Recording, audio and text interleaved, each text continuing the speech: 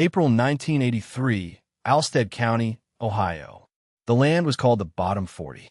It had been in the Mason family for 112 years, and for the last 30 of those years, it had been a source of quiet shame and public failure. Arthur Mason stood at the fence line, his hands resting on a locust post his own father had set 50 years prior. He was 68 years old, with a face mapped by sun and worry, and eyes the color of a faded sky. The post was solid. The wire was tight.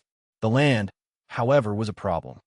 The Bottom 40 lay in a gentle depression, a shallow bowl carved by a creek that had shifted its course a century ago. The soil was Hagerstown silt loam, a dark, almost black earth that was famously productive everywhere else in the county. Here it was too productive. It was a curse of richness. He looked out across the field. It was fallow now, a mess of winter rye he had planted as a cover crop. But he remembered the corn. He always remembered the corn. Year after year, it was the same story. The stalks would shoot up, thick and green, outgrowing the corn on any neighboring farm. By July, they would stand 8 feet tall, heavy with ears. The men at the co-op would see it from the county road and comment on the potential. They would talk about record yields. Arthur never said anything. He knew what was coming. Sometime in late July or early August, a summer thunderstorm would roll in. The wind would blow, the rain would fall, and the corn would lodge. The stalks, overgrown and top-heavy, with root systems that had not needed to work hard in the rich soil, would simply fall over. They would lie down in a tangled, unsalvageable mat. The yield, which had looked so promising, would be reduced to almost nothing. What little could be harvested was often moldy from contact with the damp ground. This was the crisis, a slow, grinding crisis that had defeated 3 generations of modern farming. His grandfather had tried different seed hybrids. His father had tried planting later in the season, hoping to avoid the peak storm season with a shorter stalk. Arthur himself had tried reducing fertilizer application to 0, but the soil was so naturally high in nitrogen and phosphorus that it made no difference. The land simply gave too much, too fast. The history of the problem was etched into the county's memory. In the 1950s, his father, Samuel, had brought in the county extension agent, a man full of post-war optimism and chemical solutions. The agent had taken soil samples, marveled at the nutrient levels, and recommended planting a new, stronger hybrid. The corn lodged. In the 1960s, a specialist from Ohio State University came. He recommended deep tilling with a subsoiler to break up a supposed hardpan layer and encourage deeper root growth. Samuel rented the equipment. It was expensive. The corn lodged. In the 1970s, after Samuel had passed, Arthur spoke to a seed salesman from Pioneer. The salesman sold him a short-stature variety designed for high-density planting. The stalks were shorter, but they grew so thick with ears in the rich soil that they still fell over in the first strong wind. The community had long ago accepted it as a permanent, unsolvable issue. The Bottom 40 was junk land. It was a paradox that farmers, who spent their lives trying to enrich their soil, could not comprehend. A field that was too good to be any good at all. It was a local joke, a cautionary tale. Men at the feed store would advise newcomers against buying land near the old Mason place. "You can't fight nature," they'd say, shaking their heads. They looked at Arthur with a kind of pity. He was the quiet man stuck with the cursed field. But Arthur Mason had a memory, and he had a secret. The secret was kept in a small, oilskin-wrapped notebook in the bottom drawer of his father's old roll-top desk.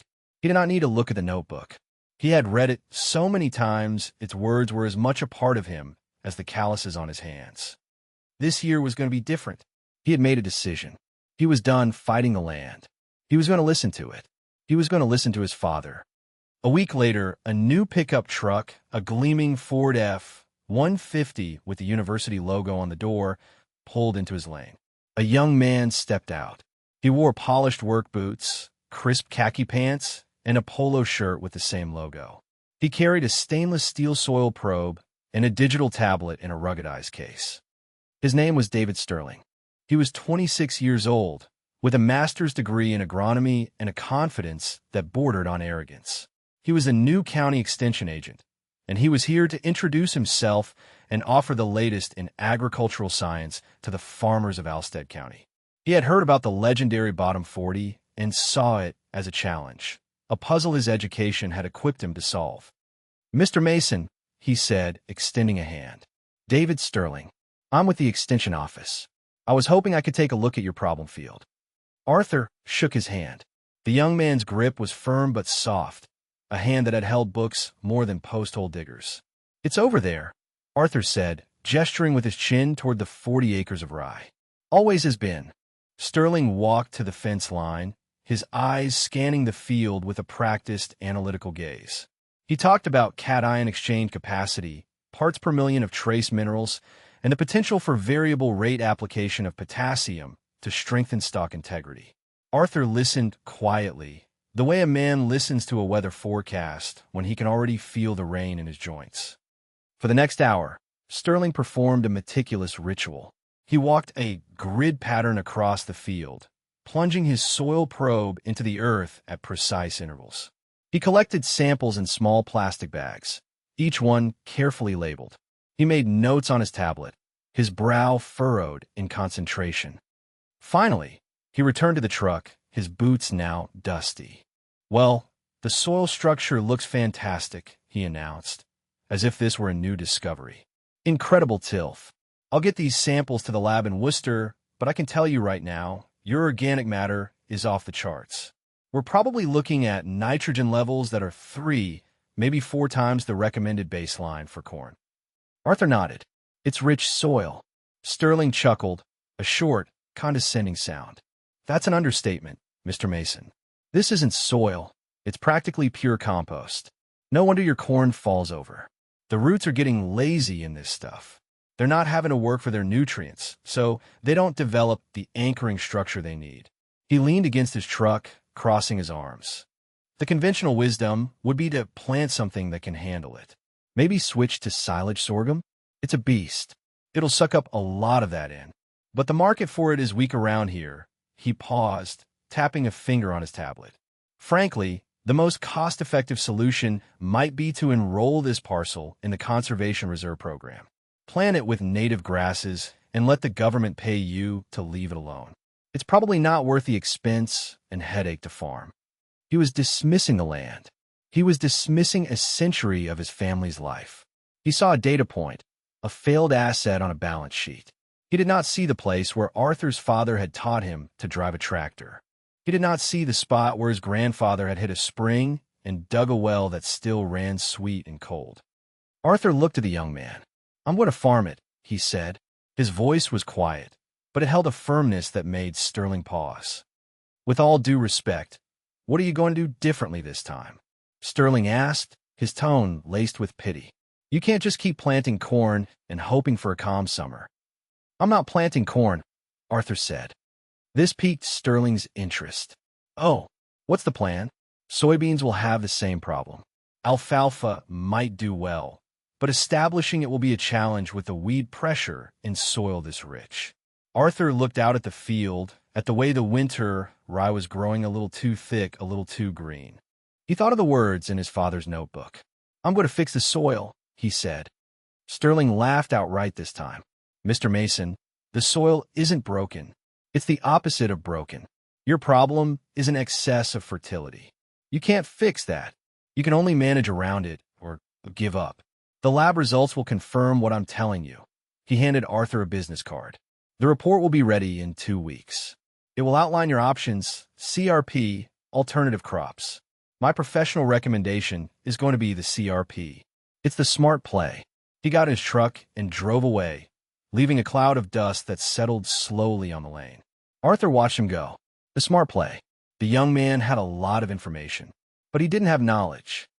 2 weeks later, the men were gathered around the counter at the Alstead County Farmers Co-op. It was a Saturday morning ritual. Coffee, gossip, and the price of commodities. Frank Miller, who farmed the section next to Arthur's, brought up the extension agent. "That new fella, Sterling, stopped by my place," Frank said, stirring his coffee with a wooden stick. "Smart kid. Got a whole computer in his truck. He's talking about grid sampling and precision agriculture." "He came by my place, too," said another farmer, Jim Carter. took a look at the bottom 40, told Art the same thing everyone's been telling him for 30 years. Put it in the government program and forget about it. They all looked at Arthur, who was standing by the seed display, examining a bag of clover. He didn't say anything. "What did you think of him, Art?" Frank asked. "He was young," Arthur said, which was his way of saying everything that needed to be said. Jim Carter let out a short laugh. "He told me he's got a solution for everything. So there's no such thing as bad land, just bad management. I asked him what his grand solution was for your 40 acres of mud and regret. And," Frank prompted, said the data pointed to a long-term fallow period. Jim reported, taking a sip of coffee. "Basically do nothing," said I was just throwing good money after bad, trying to farm it. "It's a lost cause." The men nodded in agreement. It was the consensus. It had been the consensus for decades. They were not unkind men. They respected Arthur. They knew he was a good farmer on his other 160 acres. But the bottom 40 was his blind spot, a family obsession he couldn't let go of. They saw his quiet persistence not as wisdom, but as stubbornness. They saw his refusal to give up as a refusal to accept reality. Arthur paid for a small bag of bolts and turned to leave. As he walked to the door, he heard Frank Miller's voice, lowered but still audible. "Poor guy. It's a shame. That field broke his father's heart. Looks like it's going to break his too." Arthur did not let their words touch him. He had heard them before. He knew they were wrong. He drove home, the official report from Sterling arriving in his mailbox that same afternoon. He opened the envelope. It was 12 pages long, filled with charts, graphs, and chemical symbols. It quantified his problem in excruciating detail. It recommended, as Sterling had promised, enrolling the land in the Conservation Reserve Program as the most economically rational course of action. It listed silage sorghum and a specific variety of fast-growing poplar trees as less viable alternatives. He put the report on the kitchen table and did not look at it again. His own report, the one that mattered, was in a roll-top desk. That evening, he opened the drawer. The scent of old paper and gun oil filled the small office. He unwrapped the oilskin and opened the notebook. His father's handwriting was a strong, clean cursive. The notebook was part journal, part ledger, part almanac. It held 50 years of observations about their land. Not data, but observations. He had noted the years the frost came late, the years the creek ran high, the years the wild plums were sweeter than usual. Arthur turned to the section on the bottom 40. He had read these pages 1,000 times. His father had written them in the last year of his life, a time when he had stopped fighting the field and had started watching it. October 12th, 1971. The corn is down again. A hard rain last night. It is not the wind or the rain. It is the soil. I have been thinking about this all wrong. We have been trying to make the corn stronger. We should be trying to make the soil leaner. October 20th, 1971. Read a book from a library about the old prairies. The grasses grew 10 feet tall, but they did not lodge. The roots went just as deep, and the buffalo ate them. They took the richness away on the hoof. Then the fires came and burned the rest. The land was always giving, but something was always taking. There is nothing taking from the bottom 40. We only ask it to give. November 5th, 1971. The problem is not that the land is broken. The problem is that it has forgotten what it is for. For 1,000 years, this was a marsh, a wetland thick with cattails and reeds. Things grew and died and fell and rotted. The richness was trapped here. It built up layer on layer. When grandfather drained it, he unlocked a century of wealth. Too much wealth. You cannot fix rich soil. You must use it. You must give it a job that is worthy of its strength. And then came the final entry, the core principle. Arthur knew it by heart. March 2nd, 1972. I will not live to see it. But the answer is not to add less. The answer is to take more. Find a crop that is hungry, a crop with deep roots. Plant it thick. Let it feast on the fat of this land. But do not till it under. Do not treat it as a green manure. Harvest it. Bale it. Take it away. Export the richness. Haul the problem off the property, one wagon load at a time. It will take years, maybe a decade, but is the only way. You do not fight a flood with a bucket. You cut a channel and let the water find its way back to the sea. His father had died 2 months later. Arthur, then in his prime and full of modern ideas, had not understood. He had tried the new hybrids, the new techniques. He had failed, just as his father had predicted. Now, he was old enough to understand. He was old enough to listen. The notebook was the physical manifestation of this knowledge. It was not a set of instructions, but a way of thinking. It was a record of humility, of a man admitting his own methods were wrong and turning instead to the fundamental nature of the place. Arthur closed the book, wrapped it in its oilskin, and placed it back in the drawer. He knew what he had to do. The next morning, he did not go to his main fields. He went to the old machine shed, a building his grandfather had raised, its timbers dark with age. In the far corner, under a dusty canvas tarp, sat a 1958 Allis-Chalmers D14 tractor. It was small by modern standards, with just 34 horsepower. Its orange paint was faded and chipped. It had been his father's first new tractor, and Arthur had kept it running out of sentiment. It had not done serious field work in 20 years. He pulled off the tarp. The tires were flat, but the rubber was not cracked. He found a hand-crank air pump and began the slow, rhythmic work of filling them. He checked the oil. It was clean. He checked the gasoline in the tank. It was stale. He siphoned it out into a can for the burn pile and refilled the tank from a fresh jerrycan. He cleaned the points on the distributor with a small file, set the gap with a matchbook cover, and attached a battery charger. While the battery charged, he went to another corner of the shed. There, hanging on the wall, was a two-bottom moldboard plow. It was an old Oliver plow, designed to be pulled by a tractor like the D14. It was not a chisel plow or a disc ripper, the kind of equipment modern farmers use for conservation tillage. This was a turning plow. Its purpose was to invert the soil completely, to bring the bottom layer to the top. It was a tool that had fallen out of favor, blamed for causing erosion and soil compaction.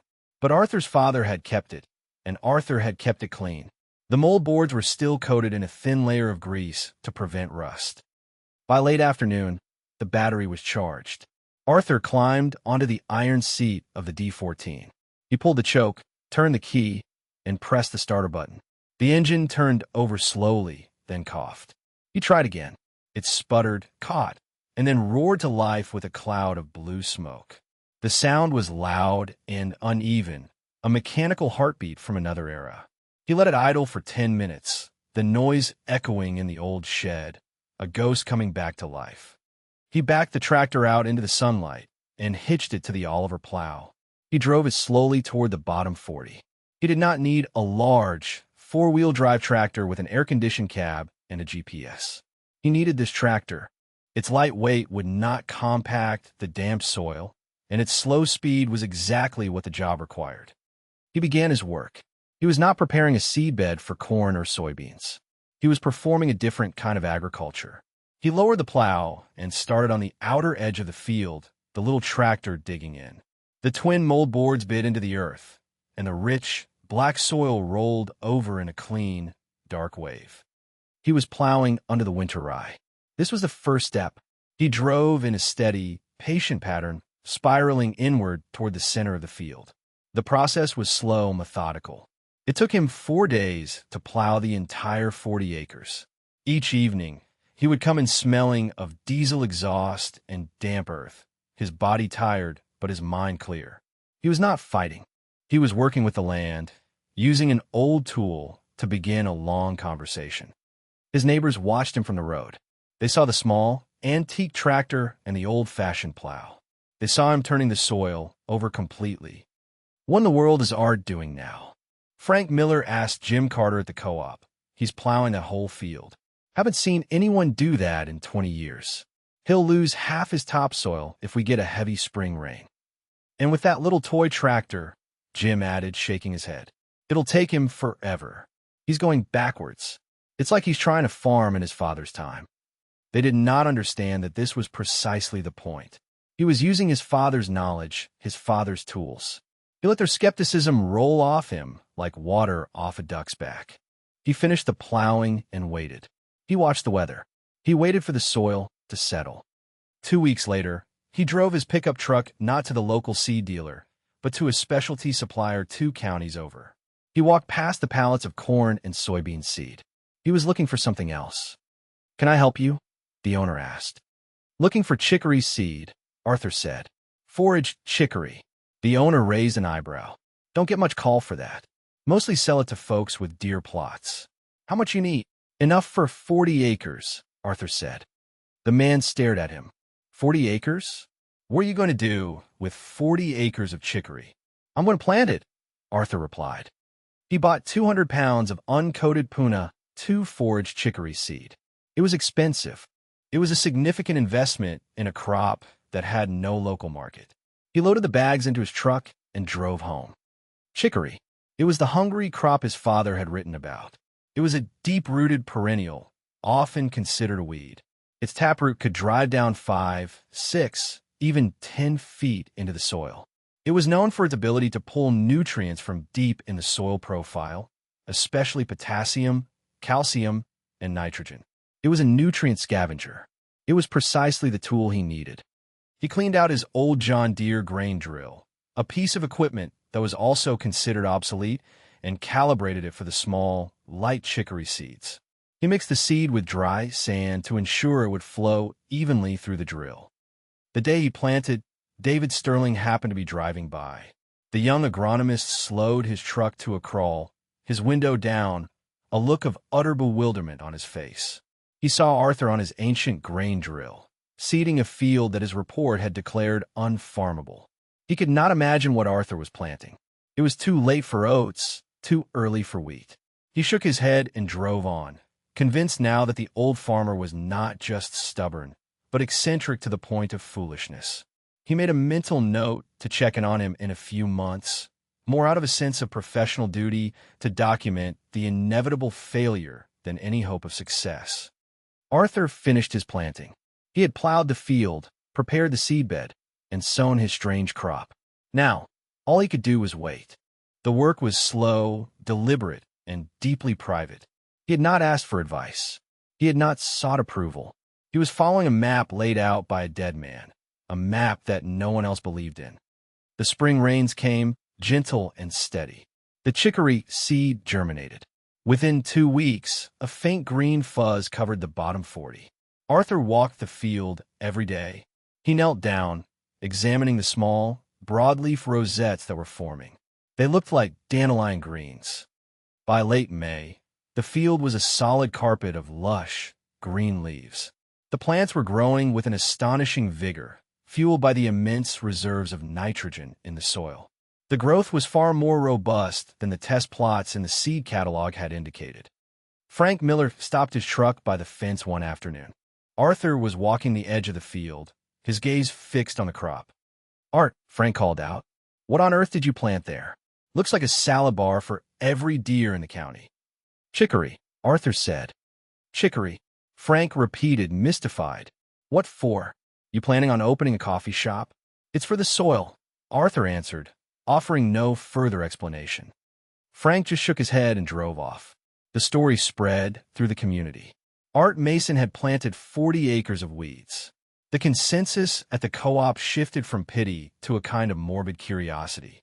They were all waiting to see what would happen next, what the final act of this strange agricultural play would be.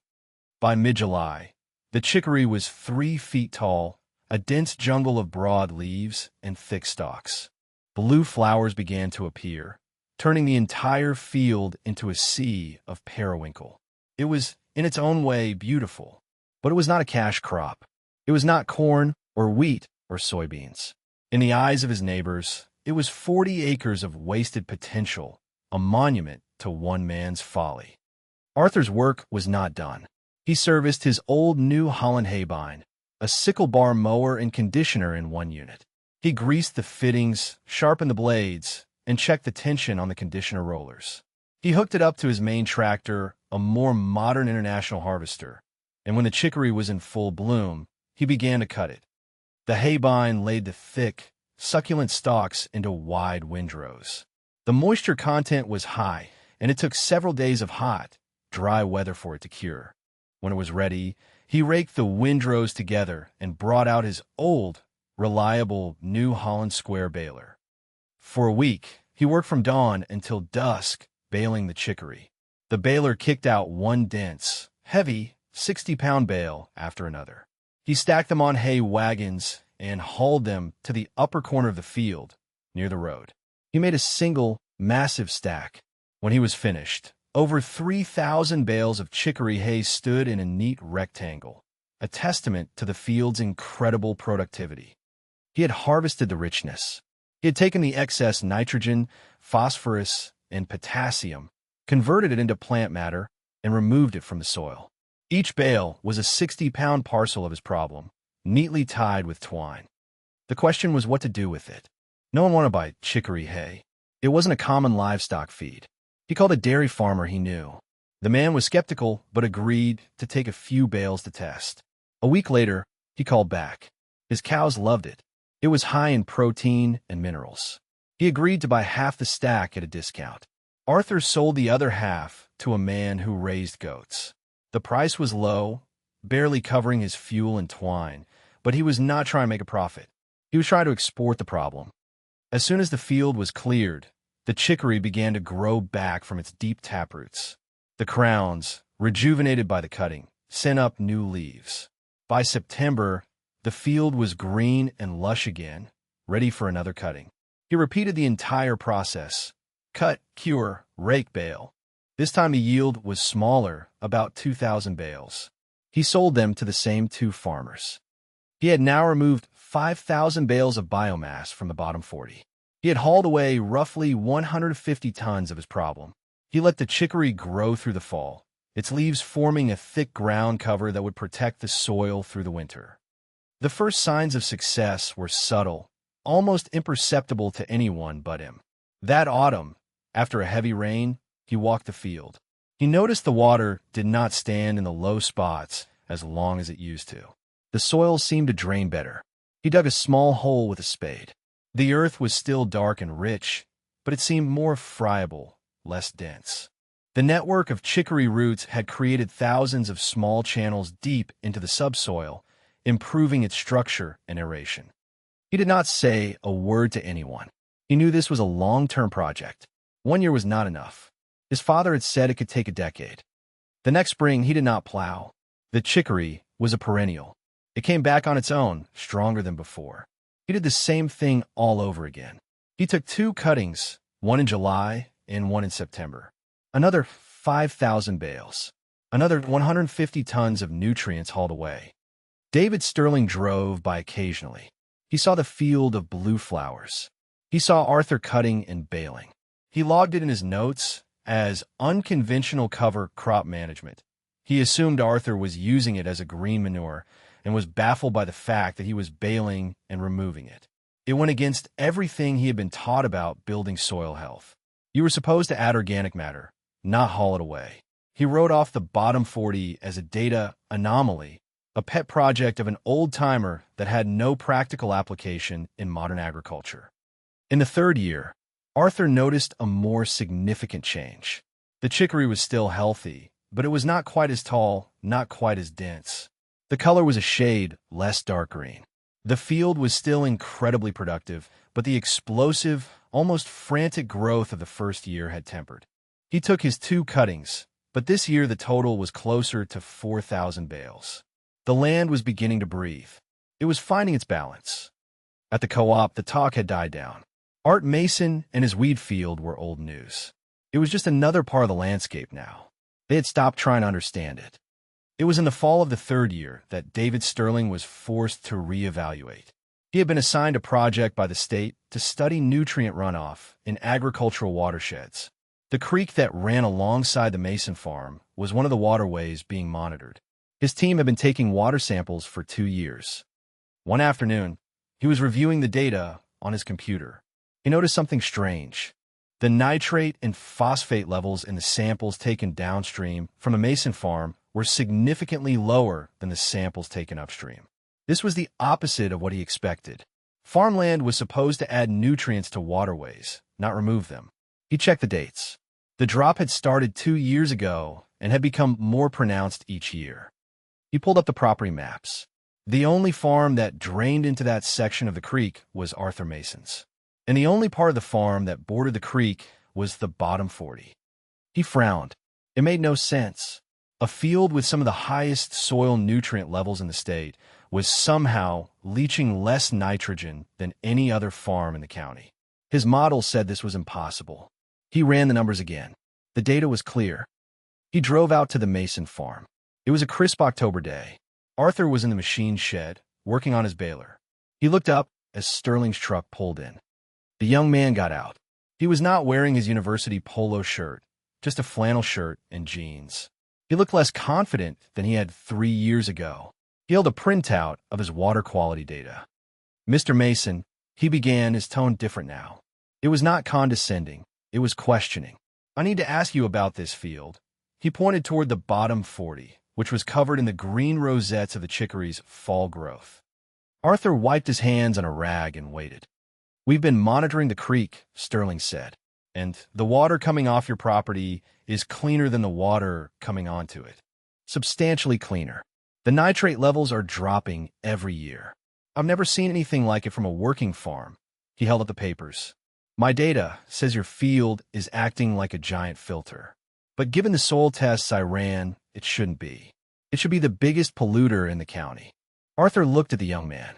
He saw the confusion in his eyes, the frustration of a man whose reality was contradicting his education. "You're baling the chicory," Sterling said, thinking aloud. "You're not tilling it in. You're hauling it away. Every bale." What? This was the moment. The quiet, undeniable success of his method had brought the expert back, not to lecture, but to learn. "The soil was too rich," Arthur said simply. "I'm making it leaner." Sterling stared at him, then at the field, then back at Arthur. A slow wave of understanding began to dawn on his face. The pieces started to click into place. The deep-rooted crop, the massive biomass production, the removal of that biomass. "You're mining the nutrients," he whispered, the words full of awe. "You're treating the excess fertility like an ore. You're harvesting it." "My father called it exporting the richness," Arthur said. He walked over to a workbench and picked up a soil probe, the same kind Sterling had used. "Come on." He led the young man into the field. He walked to the center and pushed the probe deep into the ground. He pulled out a core of soil. He crumbled it in his hand. "Look," he said. The soil was still dark and loamy, but had changed. It was threaded with fine roots and the remnants of old, decayed taproots. It had a structure, a lightness, that it had lacked before. It smelled sweet and earthy. "The first year, this soil was like black grease," Arthur said. "Now it has life in it. The roots from the chicory opened it up. The water goes down now, instead of sideways into the creek." The success was absolute and undeniable. It was not just in the improved water quality data Sterling held in his hand. It was in the very feel of the earth beneath their feet. Sterling ran his own soil tests that week. He took samples from the bottom 40 and, for comparison, from the unfarmed fence line that had the same original soil type. The results that came back from the lab were stunning. In 3 years, Arthur Mason had reduced the available nitrogen in the topsoil by nearly 40%. The phosphorus and potassium levels were down by a third. He had not accomplished this with expensive chemicals or complex machinery. He had done it with a weed, an old tractor, and a dead man's wisdom. The soil was still highly fertile, more fertile than most farms in the state, but it was no longer pathologically rich. It was approaching a healthy, manageable balance. The quantification was stark. Sterling calculated that Arthur had removed, on average, over 250 pounds of nitrogen per acre per year. His own report from 3 years ago had stated that such a reduction would require at least 20 years of leaving the land fallow. Arthur had done it in 3, and he had even made a small amount of money selling the hay. The math did not lie. Sterling's models had been wrong. His entire approach had been wrong. A week later, Sterling returned. He found Arthur on his porch, cleaning a shotgun. He walked up the steps, holding his hat in his hands. He looked like a student coming to see a professor. "Mr. Mason," he said, his voice quiet, "I came to say that I was wrong." Arthur finished wiping down the barrel of the gun and looked up, He just nodded, waiting for the young man to continue. I looked at your field as a problem to be solved with data, Sterling said. I had all the numbers, all the charts, but I never actually understood the problem. You did. You understood the history of the place. You knew what it needed. He paused, searching for the right words. My education taught me how to add things to the soil. Fertilizer, amendments, chemicals. It never occurred to me that the solution could be to take something away. This was the acknowledgement, the admission of error. It was delivered not with shame, but with the humility of a man who had discovered the vastness of what he did not know. Arthur leaned the shotgun against the house. My father figured it out, he said. He spent 50 years watching this land. He learned its nature. All I did was listen to him. Could you tell me about it? Sterling asked. I'd like to understand. Arthur invited him inside. He went to the roll-top desk and took out the oilskin-wrapped notebook. He laid it on the kitchen table between them. For the next hour, Arthur calmly and plainly explained the why behind his method. He did not gloat. He did not say, I told you, so he simply shared the knowledge, passing on his father's words about the ancient marsh, about things growing and rotting, about the land forgetting what it was for. He explained the principle of exporting the richness. The land wanted to give, Arthur said, his finger tracing a line in his father's journal. Everyone was trying to stop it, to slow it down. The secret wasn't to stop it. It was to give it a job big enough to keep it busy. The chicory was a hungry crop. It was a job. Sterling listened, completely absorbed. He was not just learning a new farming technique. He was learning a new way of seeing the land, not as a passive medium to be manipulated, but as an active partner with its own history and tendencies. This, Sterling said, pointing to the notebook, this is more valuable than any textbook I ever read. Before he left, he asked Arthur a final question. What's the plan now? Are you going to keep planting chicory? 1 more year of it, Arthur said. That should do it. Then, next fall, I'm going to plant winter wheat. And after that, I'll put it back in corn. Sterling's eyes widened. You think it will work? The corn won't lodge. The soil is different now, Arthur said with quiet confidence. The corn will have to work a little harder. The roots will go deeper. It will stand. Sterling left that day a changed man. The knowledge he had gained from Arthur Mason became the cornerstone of a new approach in his work. He wrote a formal addendum to his initial report on the Bottom 40. In it, he detailed Arthur's method and its success, citing the water quality data and the new soil tests. He called the technique biomass nutrient export and proposed it as a viable, low-cost strategy for remediating soils with excessive nutrient loads. His superiors at the university were skeptical at first, but the data was undeniable. They authorized a pilot program, and Sterling began working with other farmers in the state who had similar problem fields. The knowledge that had been confined to Samuel Mason's notebook began to spread, adopted into the official pamphlets and recommendations of the State Extension Service. The systemic change had begun. Arthur's quiet work was rippling outward. The next year, Arthur Mason did as he had planned. He took one last cutting of chicory from the Bottom 40. He then plowed it under in late summer. In October, he planted winter wheat. The following June, the wheat stood tall and golden, its heads heavy with grain. It did not lodge. He harvested 42 bushels to the acre, a respectable yield. He had turned the cursed field into a productive one. That fall, he planted corn. His grandson, Ben, was with him. The boy was 17, quiet and observant like Arthur. He had spent the last 4 summers helping his grandfather, watching the strange transformation of the Bottom 40. He had helped bale the chicory. He had learned to drive the old Allis-Chalmers D14. He had listened to the stories about his great-grandfather, Samuel. As they filled the planter with seed corn, Ben looked out at the field. You think it'll stand up, Grandpa? He asked. I do, Arthur said. The land is ready now. The following summer was a wet one, with a series of strong thunderstorms in August. Frank Miller and the men at the co-op watched the corn in the Bottom 40 with a familiar sense of dread. It was tall. It was dark green. It was heavy with ears. It was the same pattern they had seen for 50 years. They waited for the news that it had all blown over. But the news never came. The corn stood. It swayed in the wind, but the stalks were thick and strong, anchored by roots that had finally been forced to dig deep into the now balanced soil. In October, Arthur Mason harvested the bottom 40. He sat in the cab of his combine, watching the golden kernels of corn fill the hopper. His grandson, Ben, drove the grain wagon, pulling up alongside the combine to unload. The yield monitor in the cab registered an average of 180 bushels per acre. It was one of the best yields in the county.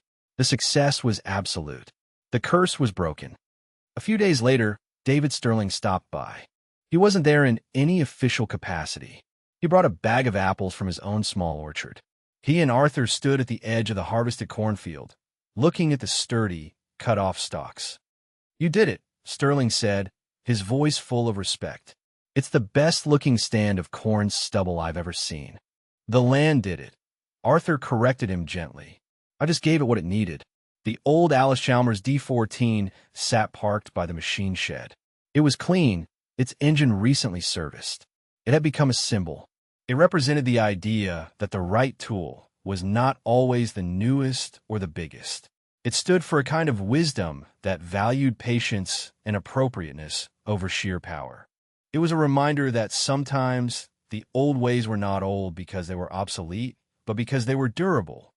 The success of the bottom 40 became an accepted, respected part of the local lore. It was no longer a joke. It was a lesson. Farmers who had once pitted Arthur now asked his advice. They would find him in his fields, and he would talk to them, not about yields or profits, but about the nature of their soil, about its history, about what it was trying to tell them. The knowledge was no longer remarkable. It was simply true. One afternoon, Arthur took Ben into his office. He opened the drawer of the roll-top desk and took out the oilskin-wrapped notebook. He placed it in the boy's hands. "Your great-grandfather wrote this," Arthur said. "He was a smart man. He knew how to watch. He knew how to listen. Everything you need to know about this farm is in here."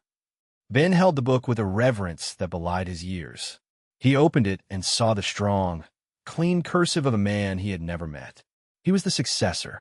The knowledge, earned over a century of work and observation, was being passed to a new generation. He had demonstrated that he understood the lesson not through words, but through his quiet, competent work alongside his grandfather. The torch was being passed. Arthur Mason continued to farm, but he let Ben take on more and more of the work in the bottom 40.